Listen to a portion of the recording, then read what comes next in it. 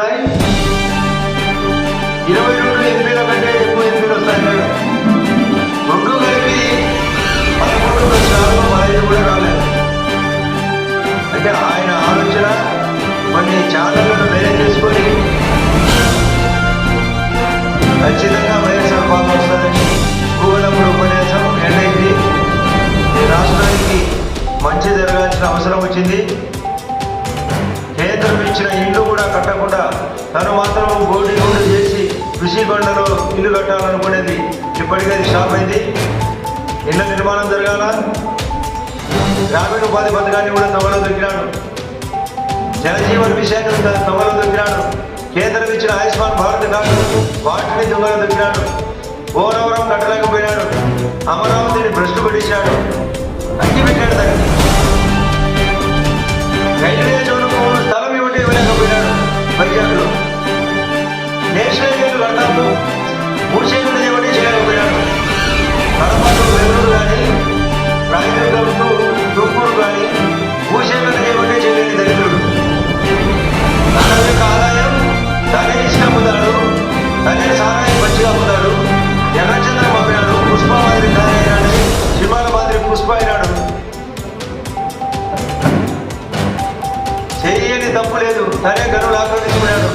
రైతులు దెబ్బకొట్టాడు. చేనేతలు దెబ్బకొట్టాడు. ఉద్యోగస్తులు దెబ్బకొట్టాడు.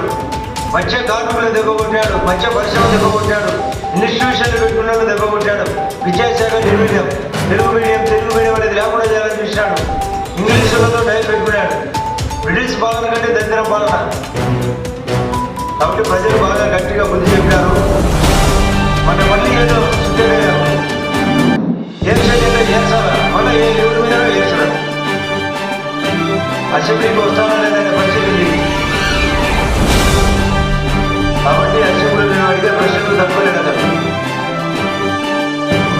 నా దగ్గర వ్యక్తిగతంగా మోడీ కేసు, ప్రియకాంత్ కేసు, మా విజయపూడి దేశంలోని మీరందరూ తప్పు చేసినట్టు అందులో ఒక స్టేట్మెంట్, దాని మీద ఒక కేసు, ఒక కిడ్నాప్ కేసు, ఒక ఎస్సీ కేసు,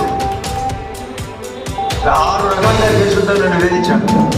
అన్నీ రుజువైనాయి తప్పని. వాళ్ళు చేయని తప్పే లేదు. సొంత చెల్లెలను దూరం పెట్టాడు. అమ్మను దూరం పెట్టాడు. రాష్ట్రానికి 13 లక్షల కోట్లు అప్పు చేసి పెట్టాడు. నేనైతే సింపుల్గా చెప్పేమాట, బట్టలు తను తింటూ అందరికీ బట్టలు తింటూ దాంట్లో నీళ్ళు పోసి దేంట్లో తిన్నా నూనె తిన్నా అంటే నువ్వు వచ్చేది నూనె తిని కూడా చెప్పాలి కదా.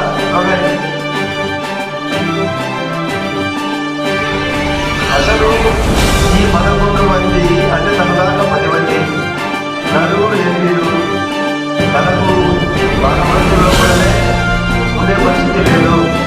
నిన్న శివప్రకాష్ రెడ్డి అని సునీత మేనబాబు గారితో వచ్చి ఫోన్ చేసి చెప్పాడు. నాకు కంగ్రాట్ చెప్పడానికి ఫోన్ చేసి చెప్పిన వితిన్ ఏ 1 వీక్ యువర్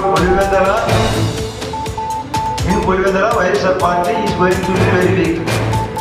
అంటే ఒక వారం లోపలనే పులివెందులలో కూడా వైఎస్ఆర్ పార్టీ వీక్ అవుతుంది. మాకు బీజేపీ పార్టీకి సరెండర్ చేస్తాడు. దాసోహం గోవింద వచ్చిన దరిద్రుడిని మా వాళ్ళు పక్కన పెడతాడు. ఆ నామలు కూడా చేయాలి. ఇటువంటి ఎంత పాలన మన స్టేట్మెంట్ ఇచ్చాడు. నేను 30 ఏళ్ళు పాలన చేస్తాను. ప్రపంచమంతా